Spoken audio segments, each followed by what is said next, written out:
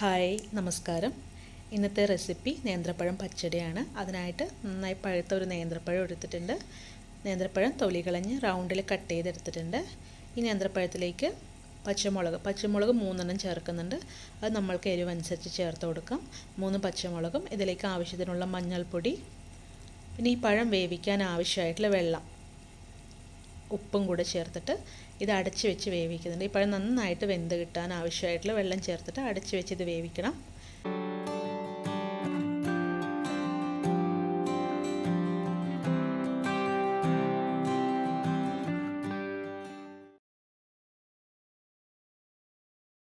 ഈ പഴം അടച്ചു വെച്ച് വേവിക്കുന്നത് ഇടയിലൊന്ന് തുറന്ന് നോക്കിയിട്ട് ഇളക്കി കൊടുക്കാം.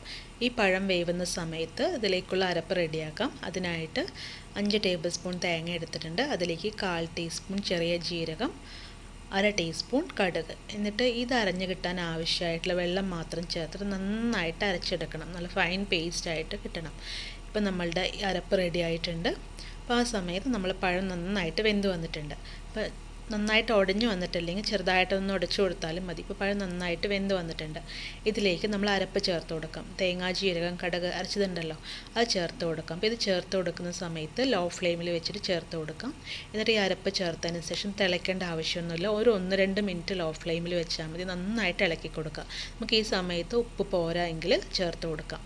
നന്നായിട്ട് ഇളക്കി കൊടുത്തിട്ട് സ്റ്റൗ ഓഫ് ചെയ്തൊന്ന് മാറ്റി വയ്ക്കാം. ഇനി ഇതിലേക്ക് തൈര് ചേർക്കണം. തൈര് നമ്മൾ മിക്സിയിലിട്ട് അടിച്ചെടുക്കുമ്പോൾ നല്ല ലൂസായി പോകും. അതുകൊണ്ടൊരു സ്പൂണോ ഫോർക്കോ വെച്ചിട്ട് നന്നായിട്ട് അടിച്ചെടുക്കാം. അപ്പോൾ തൈര് ഇതിലേക്ക് ചേർത്ത് കൊടുക്കുന്നുണ്ട്. അപ്പോൾ നമ്മളിത് പഴത്തിൻ്റെ ഒരു മധുരവും ഈ തൈരിൻ്റെ ഒരു പുളിയും ഉണ്ടാവണം. അപ്പോൾ തൈര് നമ്മൾ ചേർത്ത് കൊടുക്കുമ്പോൾ നമ്മൾ തൈരിൻ്റെ പുളി അനുസരിച്ചിട്ട് വേണം ചേർത്ത് കൊടുക്കാൻ.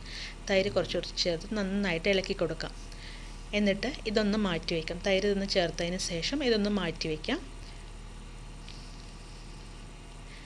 ഇനി ഇതിലേക്ക് നമ്മൾ കടുകും വറ്റൽമുളകും ചേർക്കുന്നുണ്ട്. അപ്പോൾ നമ്മൾ വെളിച്ചെണ്ണയാണ് ഒഴിച്ചു കൊടുക്കുന്നത്. വെളിച്ചെണ്ണ ചൂടായതും കടുകൊന്ന് പൊട്ടി വരുമ്പോൾ നമ്മൾ വറ്റൽമുളകും കറിവേപ്പിലയും കൂടി ചേർത്തിട്ട് അതൊന്ന് ആ കറിവേപ്പിലയിലെ വെള്ളം ഉണ്ടാവില്ല, അതൊന്ന് പോകുന്നവരെ അവർ പൊട്ടുന്നത് വരെ വെച്ചിട്ട് നമ്മുടെ പഴം പച്ചടിയിലേക്ക് ഇത് ചേർത്ത് കൊടുക്കാം. ഇപ്പം നമ്മൾ കടുകും വറ്റൽമുളകും ഇട്ടത് പഴം പച്ചടിയിലേക്ക് ചേർത്ത് കൊടുക്കുന്നുണ്ട്.